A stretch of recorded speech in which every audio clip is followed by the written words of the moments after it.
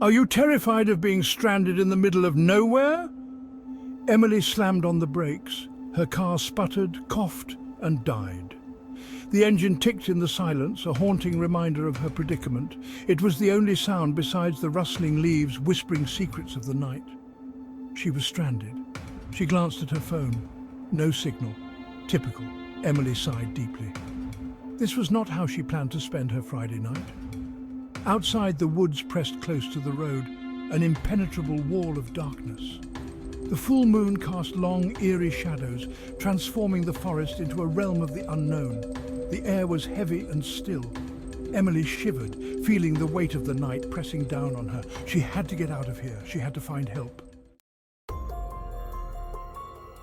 Emily stepped out of the car into the cool night air.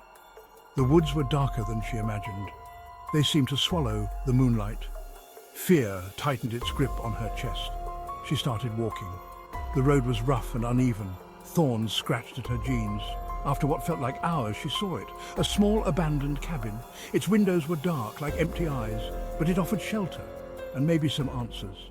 Emily pushed open the creaking door. Dust swirled in the air. On the table lay a dusty, leather-bound journal.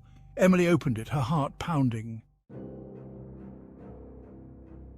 A loud thud echoed from upstairs. Emily froze, her blood ran cold.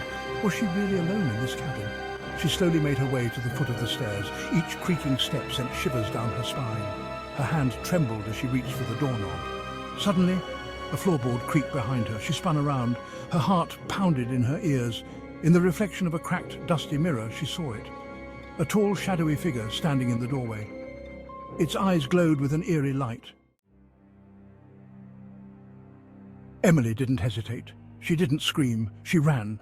She ran faster than she ever had before. She burst out of the cabin and into the night. The trees whipped at her face. Branches tore at her clothes. But she didn't stop. She could hear it behind her. The heavy thud of footsteps, the sound of her own terror. Emily didn't dare look back. She just kept running, running for her life. Finally, through the trees, she saw lights. The highway. Civilization. Hope surged through her. She stumbled out of the woods and onto the asphalt. A truck driver slammed on his brakes, his face a mixture of shock and concern.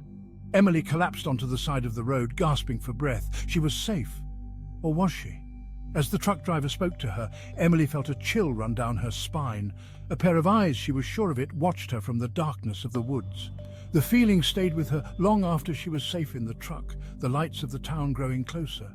She knew deep down that she wasn't just being paranoid, she was being watched.